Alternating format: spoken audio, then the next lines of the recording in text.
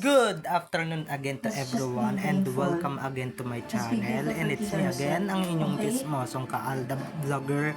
Gusto ko muna ulit magpasalamat sa inyong lahat, sa mga walang sawa na tumatangkilik, nanonood, sumusupport at sumusubaybay ng mga content ko here on my YouTube channel.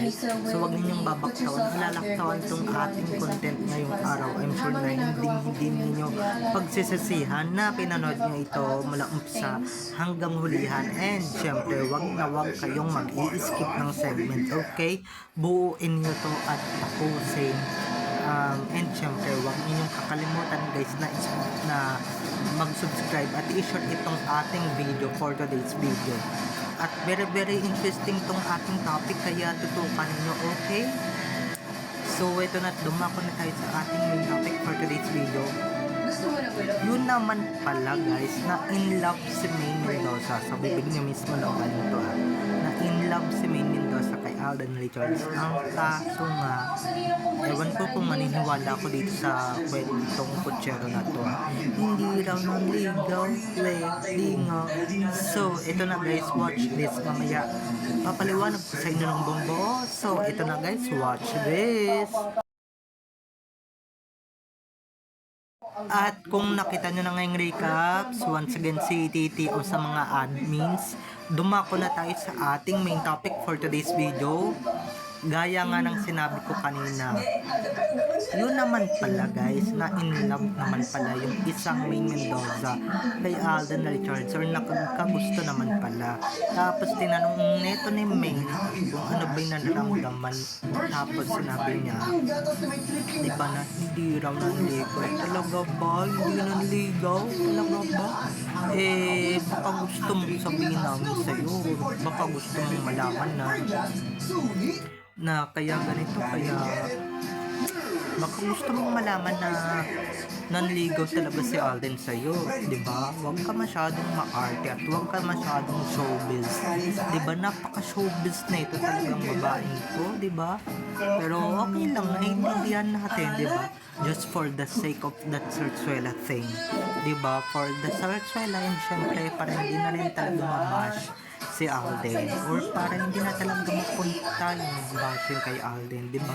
Kasi nananahimik naman na, kaya ganun yung sagot ni Maine. Pero guys, kitang-kita naman sa mata ni Maine na nagsisinungaling siya, di ba? At gusto niyang sabihin na oo, nanliligaw. At saka, di ba? Tinanong niya nang nga mismo si Alden Richards kung ano yung nararamdaman niya sa kanya, or kung ano nararamdaman ni Alden para sa kanya.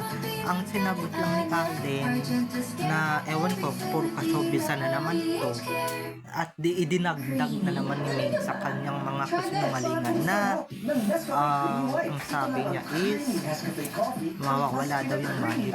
Hindi mo ba alam, pagka umamin kayo, pagka inamin talaga ni Alden in public na nananligaw siya sa'yo, sa tingin mo ba diba, hindi naman mawawala yung magic pagka may mga ganyan nangyari, pagka may ganyang aminan.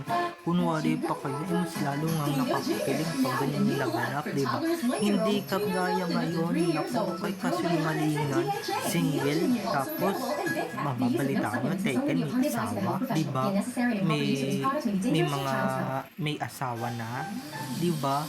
Tapos, diba, ako guys, hindi talaga ako convinced. Kaya ngayong podcast na yan, dahil dyan hindi ako nanood diba, kasi alam ko na talaga kung ano yung magaganap at kung ano yung mangyayari. Ganyan yung mangyayari na presyo ganito, presyo ganyan, na marami palang kasinungalingan na ibibitawan si Maine, diba? Marami naman palang kabalbalan at kagaguhan na bibitawan si Maine na hindi naman talaga kapating paniwala. Maski nga yung mga kasama niya dun sa podcast na si Kuya Wally, si Paulo, si Kuya Jose, diba? Yung Duwa Pao na halos araw-araw nilang nakakasama, hindi naniniwala. Anong hindi nanligaw? Ito lang may hindi ba nanliligaw na dinala pa sa 5-star hotel para lang mag-date, diba? So, ano yun? Ano lang, trip lang ni Alden na daling ka sa hotel para kumain, para mag-dinner date, diba? Ano yun, nangagala-gala yun noon na sinasabi ninyong date. Diba? Ano yun? Wala. Puro kabalbalan lang lahat ng yun or puro kagaguhan. Diba? Kaya kami huwag nyo kaming galuhin at huwag nyo kaming walang yain. Kasi mas matalino pa kami sa inyo. Nakakala ninyo talaga makakapagsinungaling kayo. Diba? Na ewan ko ba dito sa mga to dati pagbasa si Maine ilang dekada na rin talaga sa showbiz, may 1 decade na, kaya ayan nasasanay na rin magsinungaling, diba? Nasasanay na rin talagang magpaka-showbiz para lang sa ganun diba, ma-place yung sarsuela or para hindi lang matibag yung sarsuela, kaya need niyang magsinungaling. Pero talagang kung talagang yung mata niya nakakapagsalita lang, pati puso niya, sasabihin talaga ng mga yan diba, they said that and yes, nanligaw talaga si Alden. Iba talaga diba, may kasabihan nga na kung ano yung sinasabi ng bibig puro kasinungalingan, iba sinasabi ng puso at utak pati mata, diba? Halatang halata nyo naman na talagang may lungkot talaga kay Maine dun sa mata ni Maine, which is na diba, kitang kita ko naman, I see that sadness on her eyes, diba? Kasi it's different if the eyes is telling the truth, if the heart is telling the truth, iba naman, different sa sinasabi ng bibig or ng bunganga niya. Okay? Iba dun sa mga sinasabi ng kanyang bibig. Kaya yung kasinungalingan na yan, never bumenta yan at never bebenta yan, never mapag-uusapan yan. Yan, diba?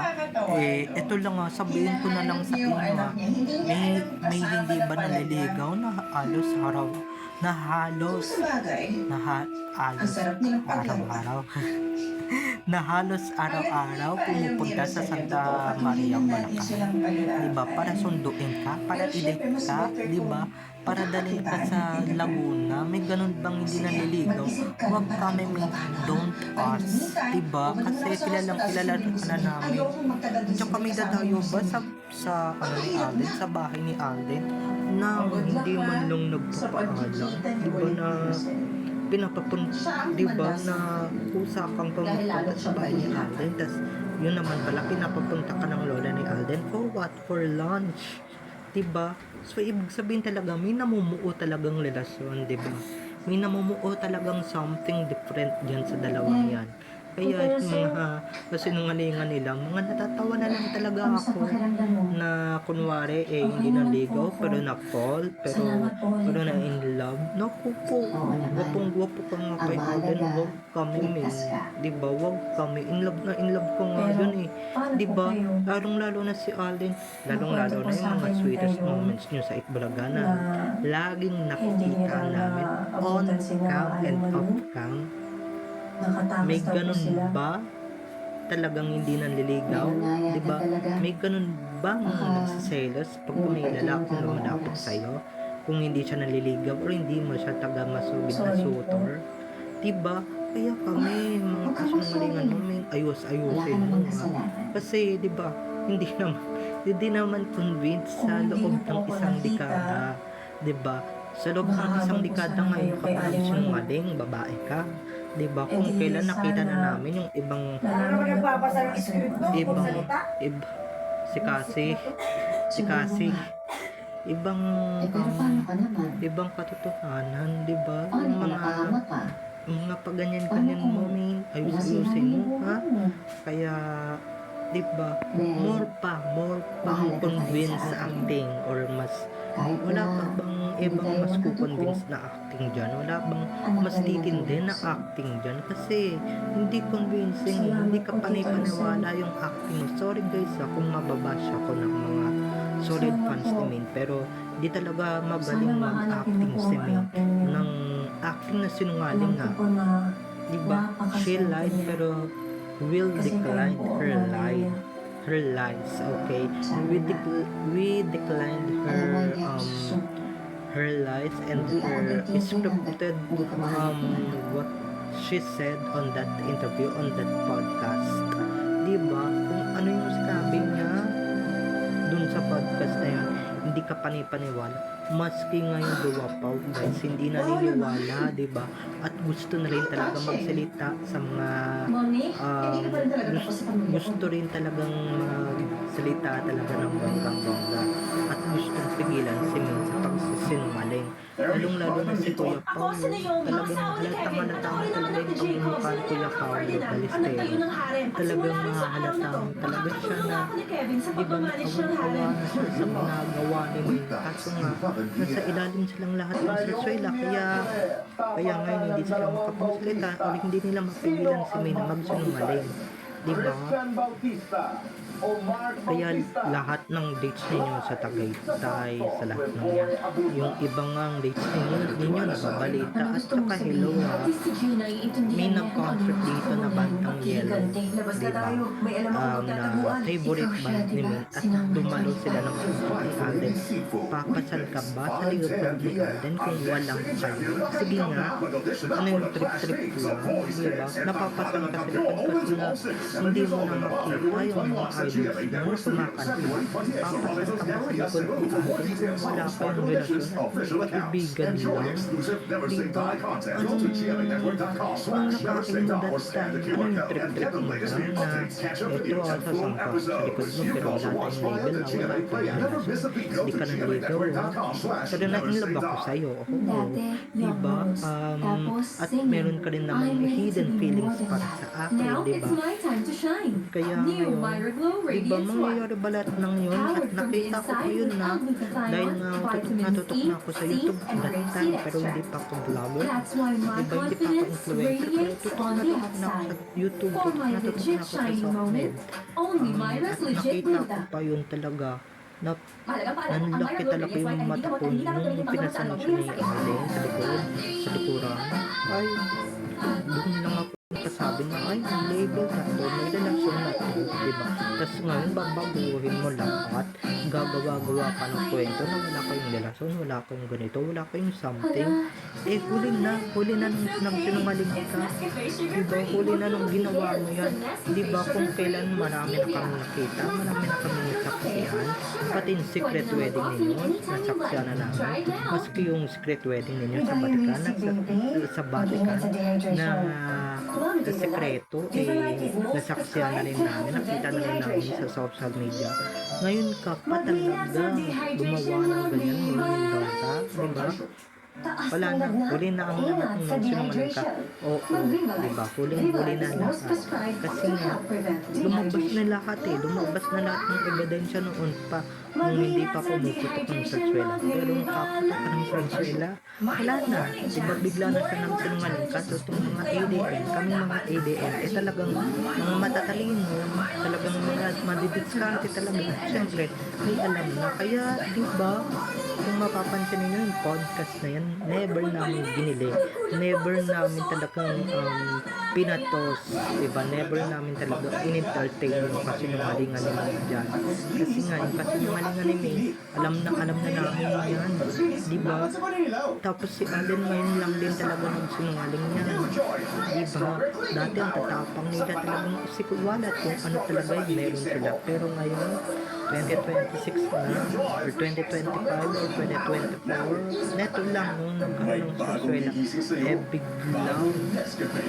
biglang nag-babatikit ko kami. Pero ito nga, diba, hindi naman wala namang sumasang-ayon din, wala namang bumibili dyan. Nakita nyo ba yung mga ADN na nanonood dyan sa podcast na yan? Sa sinungaling sa podcast na yan, diba hindi nga nanonood ni Kapraso kasi lahat ng yan, lahat ng sabihin ni Maiden is puro kasinungalingan, diba? Lahat ng sabihin ni May, lahat ng yan is puro walang katotohanan, okay? Lahat ng magagawa, diba? Kaya ngayon ka pa nagsinungaling kung kailan maraming evidence at resibo ang mga lumalabas, diba? Maraming mga resibo at ebidensya talaga marami nang lumalabas me. Kaya huwag kami okay. Kung magsisinungaling ka, galingan mo. And syempre, dapat magsinungaling ka yung mga wala pa kami nakikita or wala kami nakikita talagang mga ebidensya at resibo about sa inyo ni Alden. Kaso, ngayon ka pa nang sinungaling. Marami na kami naghanap na ebidensya at resibo. Marami ng mga lumabas eh. Diba? Marami ng mga marami ng mga nagsilabasan. Marami ng nagsilabasan na secret. Kaya yung pagsusungaling mo, no. Walang maniniwala sa'yo. Wala nang bibili niyan. Diba na wala nang magpapaloko sa mga pagsusungaling mo, panggugoyo mo. Okay? Bye-bye na mga ka-ADN. I love you all. Have a nice day. Keep safe. And God bless everyone. Bye-bye. I love you all. Enjoy watching. Have a nice day. Keep safe and God bless. Don't forget to subscribe to my YouTube channel. And syempre, don't forget to click the notification bell para pag nag-upload ako, kayo agad ang unang-unang manonotify sa aking mga susunod pang i-upload na mga videos. Okay? So, bye-bye na mga ka-ADN. I love you all. Have a nice day. Keep safe and God bless everyone. Bye-bye. I love you all. Enjoy watching. See you on my next videos. Bye-bye.